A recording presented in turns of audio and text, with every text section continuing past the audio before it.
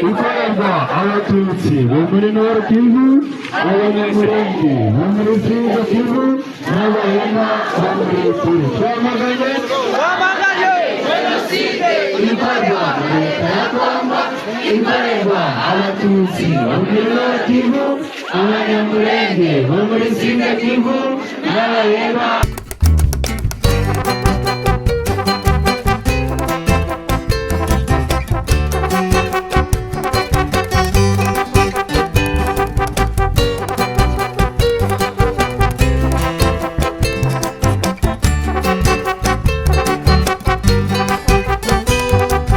Muri iki cyumweru turimo kuva ku itariki ya mbere z'ukwezi kwa gatatu kugeza ku itariki ya kane z'ukwezi kwa gatatu 2024 hari gukorwa ingendo zitandukanye mu minsi 3 itandukanye zigomba gukorerwa mu nkambi z'impunzi z'Abanye-Congo bavuga ururimi rw'ikinyarwanda ziri mu Rwanda.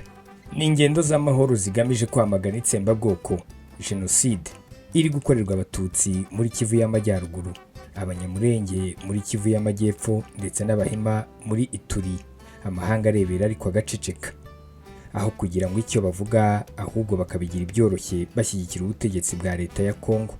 Mu itangazo bashyize ahagaragara abangaba bavuga ko jenoside igomba guhagarara ndetse n'ubutabera bugatumizaho aba babahohotera, ndetse bamwe bagahitamo kuba banataha bagasubira iwabo mu bikorwa byabo, kandi aba bakoze ibi bibi bagahanirwa ibyo bari gukora.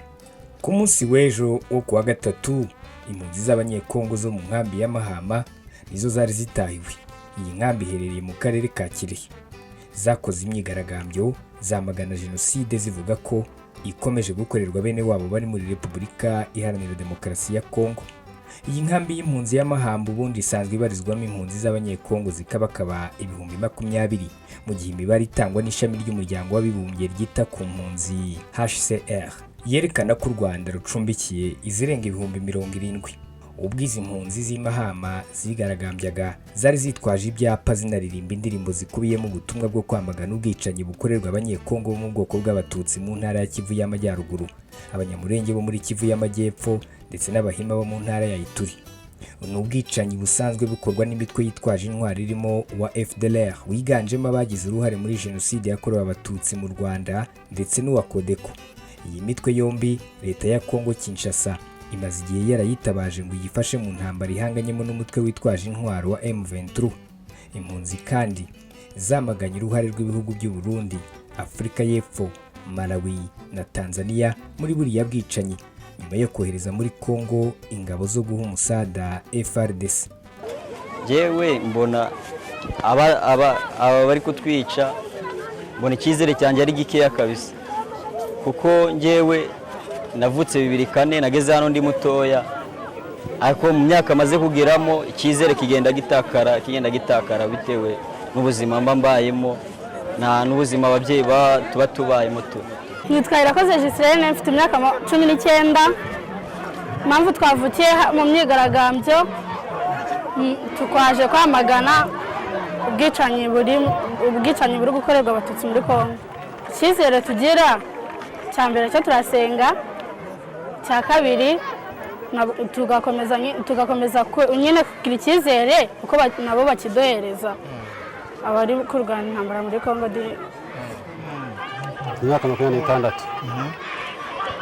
Nuko batubangamiye baratwisha amaze abacu bande Abatutsi. Yewe navukiye mu nkambi ya Gihema. Ubwo n'ubu natari mu nkambi. Ndetse ndambiwe ubuhunzi nshaka gutaha. Uretse abo mu nkambi ya Mahama, abandi bazindukiye mu myigaragambyo ku munsi w'ejo kuwa gatatu nabo mu nkambi ya Nyabiheke iherereye mu karere ka Gatatu.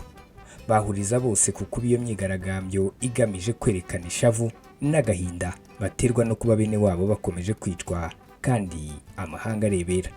Impunzi z'Abanye-Congo zatangiye ibi bikorwa byo kwigaragambya ku munsi wo kuwa mbere, aho byatangirijwe mu nkambi ya Kiziba iherereye mu karere ka Karongi na Nkamira mu karere ka Rubavu. Babiteguye kuwa mbere tariki 4 Werurwe 2024. Iyo bigaragambya berekana agahinda bafite, bose baba bafite za banderole zanditseho mu ndimi zitandukanye amagambo avuga ko ngo bamaganye jenoside iri gukorerwa Abatutsi, Abanyamulenge n'Abahima muri Repubulika Iharanira Demokarasi ya Kongo bati turasaba amahanga kudakomeza kurebera ubwo bwicanyi buri gukorwa na leta ya Repubulika Iharanira Demokarasi ya Kongo ifatanyije na FDLR, Uburundi, SADC, Wazalendo, Kodeko ndetse na Mayimayi.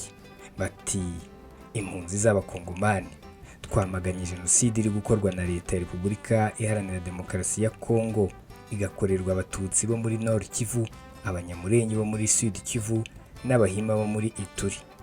Bati kandi Stop Genocide in Congo, Tutsi Lives Matter. Biteganijwe ko kuri uyu wa gatanu tariki ya 8 Werurwe 2024 ibi bikorwa birakomereza mu nkambi ziri mu ntara y'Amajyepfo muri Kigeme ndetse na Mugombwa. Hanyuma ku munsi wo kuwa mbere ari nabwo ibi bikorwa biteganyijwe gusozwa, azaba ari tariki 11 z'ukwezi kwa Werurwe 2024. Aha hazatangwa inyandiko, icyo bita memorandum mu ndimi z'amahanga, kuri za ambasade zitandukanye i Kigali, zizatangwa n'abaturutse mu nkambi zitandukanye. Simeon Stizo Muhumuza, Isheja TV1 mu nkambi y'impunzi i Mahama ndetse na Nyabiheke.